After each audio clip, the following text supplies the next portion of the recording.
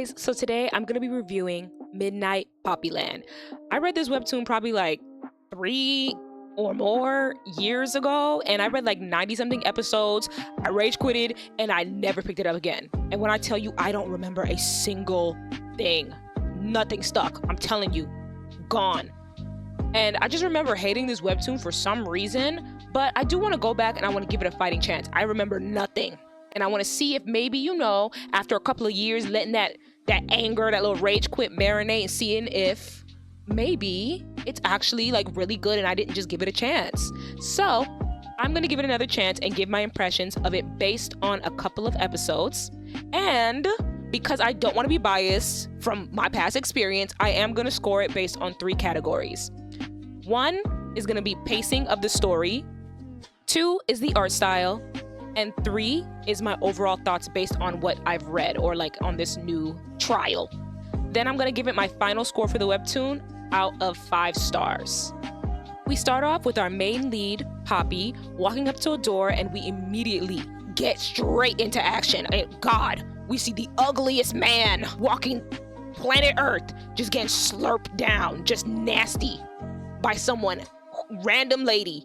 And this crust bucket apparently is Poppy's boyfriend, which, girl, you did not miss out on much, girl. You didn't lose nothing. That is a bum, a straight bum. And he hit her with that, it's not what it looks like. It's just straight lies, just mess. Like she's stupid. Like he's not seeing this girl on his chest. And poor girl spends who knows how long just beating herself up, crying over that bum that cheated on her just to get in a nasty accident from a pebble. And then out of nowhere, the scene changes and now we're in what looks like the ghetto from GTA 4 and meet who I assume is the main lead. Mainly because he's on the cover. Literally, that is the only reason why I made this assumption. And he basically is guilt tripped, you could say, from a text on his phone of someone telling him, hey, I'm gonna die, please somebody help me. And he is not happy about it at all. He does not want to do this. Flash forward, we're back in the boonies, and baby girl is looking thrown. She's gone. That accident jacked her up. Like, her clothes are falling apart. She's bleeding, crying, ready to throw up, and just picking up a random bloody-ass shoe. At least it looks like blood. And we see our main lead is in the same town, and he hears a scream, most likely from baby girl picking up that dead body shoe. And unlike any sane human who would say, oh my God, you know, what's going on? Is someone hurt? The first thing this man wants to do is pull out the hammer. Like, a hand on the gun, he's ready. He's locked and loaded. Poppy, she runs out, and the most wattpad looking scene unfolds where this man just stares at her. And it's not just any stare. It's not a regular, like, oh wow, magical stare. This man looks like a dead fish. Which I'm gonna get into this later regarding the webtoon and why everybody has like this dead fish stare sometimes. Who knows? Poppy, after she rushes out the bush, she's very much not doing okay. She starts crashing out, she starts tweaking on her scooter, and then immediately starts apologizing, saying, you know, I'm so sorry, you know, I'm gonna get you fixed, all that good stuff. And she leaves. Then we get back to tall, sexy fish eyes and see he's going through the papers near this disembodied shoe, where he gets a call from his henchman, I guess, Ronzo, and we have no idea who this guy is. He just keeps calling him boss, like, hey, boss man, boss guy, boss dude. And I'm not gonna lie to you, the first thing I imagined when I heard him calling him boss is like those weird ass gang cats from Tom and Jerry that like used to puff their chests up and like be ready to beat anybody on sight. But we do get into a flashback out of nowhere after he picks up the shoe, where I assume it's giving some context on Goliath and Mystery Man, because they still haven't given us this man's name, his backstory. And I only say this because in the middle of this heavy, intense flashback where this dude is basically getting slammed and set up by the feds is on him, on his neck. His henchman is over here just like talking shit. He better be dead. That double-crossing bitch, rah, rah, rah. Like, he's mad. I'm like, okay. And once Mystery Man finally comes back to his senses, he starts picking up the spread out papers on the ground, and surprise, surprise, a paper from baby girl is left behind. as per usual. We already know what this is. Now, back to our main girl. You better trust that she's trying to delulu her way out of this situation. She's trying to figure it out, saying it's all a prank. Maybe someone spilled chocolate on their shoe. Who knows? You know, dusty, crusty, penny smelling chocolate. First off, you know what? Whatever floats your boat. Because, girl, that makes no sense, but your day has been ass. You've been going through it. Accident, cheating boyfriend, girl, whatever you say goes today, you know? And now we have Mr. Thug, who at this point is basically hunting this girl down for some clue on those papers because they have some connection to Goliath, and going as far as to getting a hacker to run a background check on her. And I'm not talking about some regular ass like, oh man, like this is her name, this is her. No, he's getting a picture of her and sending it to his hacker saying, find everything you can about this girl. And listen, I am not a hacker. Shit, I'm not great with tech at all, okay? But correct me if I'm wrong, please. Who the fuck is able to run a background check, a full background check, just from a picture? No context, no name, no voice, no nothing. You just got brown hair, brown eyes. That's it. But you know what? Maybe it's a skill issue. Maybe I'm just garbage. Who knows? But besides this, that man is playing no games. He's saucing up this ticket counter lady to find this girl. He's giving her a fake number. He about to break necks left and right just by looking at people. Anybody who's trying to look at him wrong, he's not to be played with, you know? Until boom, there she is on the platform. And she's stressing over everything. She starts double checking her papers. And of course, she notices that the first page of her document, of her work document, apparently this is missing. And it's the most important page before hopping on this train ready to crash. So, you know, this girl's just ass in the air, horrible day. Mr. High Top Adidas starts being all mysterious with Poppy, weird as hell, once he hops on the train after her and says, leaving something behind. I'm just imagining this man's voice is nice and deep, whatever. Before reading off her interview paper and throwing it as a paper airplane to get his pick, you know, presumably for the hacker. Unfortunately for her, as soon as her feet touched the ground for that paper airplane, the hopes and dreams that her shirt was holding on to bust wide open. Her titties was all out, teats in the air. And as soon as them titties popped and was free, this man snapped that picture. And I'm like, yo, you can't be dead ass right now. She's screaming. The passengers are looking like, what the fuck is going on? This man is gone. He hit feet. Okay, when I tell you the Flash can't stop this man, he was out of there. He threw his jacket. He was out of there lickety split. Now, when it comes time to send the picture over to his hacker, he does right. He crops the picture, he cuts the titties out, thank God, you know? And this man is hit on immediately with this, and he hit him with the same fake number. He's like, here you go, baby girl. You know, you want that? Hell yeah. Thanks to these two ladies, though, we finally find out this damn man's name. Oh my God. Took who knows how many episodes to find this man's name, and it's a Torah, apparently. While they're over here crashing out because they got the wrong number, this man is speeding. Need for Speed style alongside the same train that Poppy is on. And I'm telling you, this man gotta be driving Mach 2. Because number one, how the fuck did you catch up to a train? The train left when this man Flash stepped off of it. It was gone. It was leaving. So how did you catch up to the train when you wasn't even in a car by the time it left? And number two, how was this man able to be perfectly aligned with her window, knowing what window she sat on and looking? It's insane. And all of this happened in one day, mind you. This is all in the same day. This is not different days. After everything that happened during their meeting, Poppy, rightfully so, decides to go ahead and file a police report because man got titties on his phone now. And the police they're not helpful, like at all. They're not doing nothing. Literally, she's sitting in the same area as convicts. It's just sick.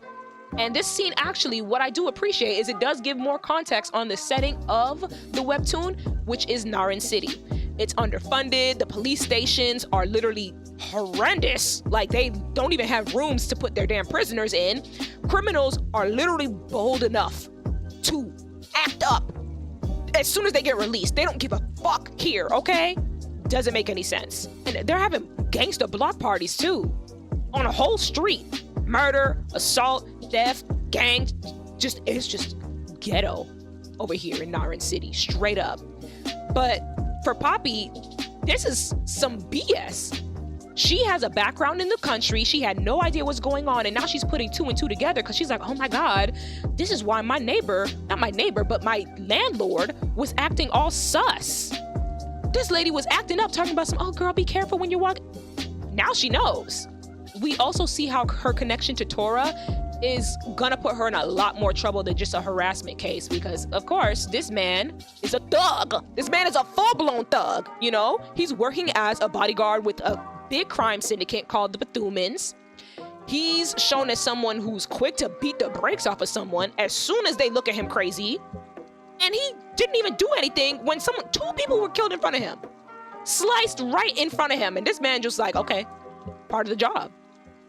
He unfortunately was taken in under this gang as a child. The clan leader, whose name is Mr. Bethuman, he is a horrible caretaker. I don't even know if you could call this care. This is just, this kid was in a bootleg sewer being taken care of because he got in a fight in school. Mr. Bethuman sees him as a dog.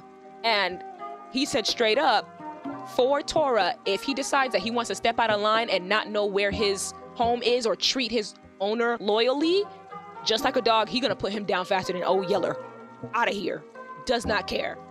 Now, Poppy's character and personality so far is shown as very impulsive, which she says this herself when she remembers that she has an important meeting the very next morning with a potential investor for her business, like the business that she works for. And then immediately after saying that, she climbs a broken, falling apart tree to save a cat. I can't make this shit up myself. I was like, no, this doesn't make any sense, girl. Come on now. The next time that Tora and Poppy meet, or should I say Tora meets Poppy, is immediately after when the tree that Poppy was climbing shatters. Of course. But you know, super thug, he came in real quick, and before she broke every bone on the right side of her body falling out this tree, he caught her. I don't know what they feeding this man through them sewer gates, but he is fast as hell. The next time they actually meet face to face is the next morning. Poppy is at her meeting with the potential investor, Mr. Lamb, and Tora is at a gang conference meeting. I don't even know what this is, but there's thugs galore. They're starting problems, they causing a fuss, they fighting security, burning people eyeballs. It's a mess. And eventually, Poppy and Tora end up having to work together to save Mr. Lamb because of his thug-ass co-workers taking him away. And Poppy's stressed, she's worried, she's having to figure out how to save this man from getting sliced open and stole from, you know? Throughout the webtoon, you're constantly giving these examples about the differences between these two characters. They are throwing it in your face all over the place, from how they dress, to their personality, to even their behaviors, like normally. With Tora being more vulgar, ready to curse and spit and whatever the hell, he's way more closed off. Poppy is more modest. She's open with her thoughts. She's even shown as being more quote-unquote pure, I guess you can say, with her being more reserved, more conservative when it comes to certain things. And while reading, I found myself actually more interested in the darker backstory of the gangs and the Bethuman clan, while also wanting to see how this story can make these two characters have a relationship with how different they are. They're literally black and white polar opposites and literally different. The pacing of this webtoon feels like it moves this is moving lightning fast. To me, it felt like it moved way too fast. Tora and Poppy met up a total of 4 times. 4. Within a 2-day period. Literally the day after one another. It's not even like it's spread, no. One after the other. And in those 2 days, they went from complete stranger, literally from harassment case, to making jokes and teasing each other. And in normal circumstances, you know, this wouldn't be too strange. You know, hey, you see fine shit the next day, that's cool. But this is a little too fast. Even if you consider the tree saving scene where Tora saved Poppy. For example, there's a scene where Poppy says she trusted Tora mainly because he saved her when she fell out of the tree, which is why she was willing to follow him around all day to search for Mr. Lamb. Tora's actions with Poppy also felt way too comfortable, way too quick. It's way too fast for me. He's making sexual jokes to get a rise out of her. He's squeezing her cheeks. He's teasing her about her name, saying sweetheart and stuff like that. And I get it. He's vulgar. That's supposed to be his personality, but it felt strange given how throughout the webtoon, even a smile out of this man is seen as off from his entire co-workers and everybody who's known him for years. All of these things would have been perfectly fine if they came maybe 20, 30, 40, who knows how many episodes later on rather than this quickly, especially when you think about their timeline. And this webtoon is listed as a slow burn. That's not slow burn, baby. Just the ashes, they're done. Overall, I do like the art style of this webtoon. I like how it illuminates flashbacks and scenes that have darker themes by painting the world in a whole bluish gray hue. And it literally takes the vibrancy and the colors out of these scenes. It's like a completely different switch up as opposed to when it's normal life and normal things are happening. And then you have those differences even shown mid-episode where Tora may be talking to someone who it's a civilian and he has no animosity towards, like how he was talking towards the ticket counter lady in the boonies, versus when someone was trying him and he turned around and the colors immediately changed to show, I'm gonna kill you if you play with me. My only, and I mean my only gripe and my only issue with this art style is the damn eyes. Oh my God. The scenes where they're staring like a dead fish, they're staring dead into my fucking soul. It's a jump scare. That shit it shocks me sometimes. I gotta take a breath like, whoa, hold on now. I wasn't expecting that. It's a lot. You got them having a Kubrick stare. But there are also moments where the expressions are really funny and it does give comedic relief when you see how the characters interact with each other. So I do like that aspect. Now, I would say to give this a try for yourself if you want to check it out, but this webtoon literally, I just found this out while trying to do this video, that it is on indefinite hiatus. It is not coming back. The author made a whole post and everything saying how this webtoon is kind of much dead. So, I mean, yeah, there's that. Overall, I personally think the pacing is a bit fast. In my opinion, I'm not really loving that. And I get the heebie-jeebies from them fish eyes. But the story outside of the romance is interesting, and it left me wanting to know more about what's going on in the clan, Tora's darker backstory, and how he got into the clan and was initiated. And Poppy and Tora's romance is a case of two people from completely different walks of life unintentionally falling in love that some people who like this genre will eat up and find interesting. Not me though. Yeah, it's not for me. All in all, based on what I read so far from this webtoon, I'd give it a 3 out of 5 stars. Will I keep reading it? Probably not. No. This thing hasn't had an episode since 2023, and I'm not trying to get my pressure high seeing whatever made me drop this thing in the first place, just to end off a cliffhanger because it's not coming back ever again. If you like this video and you want to see more of it and me, consider subscribing and dropping a like down below.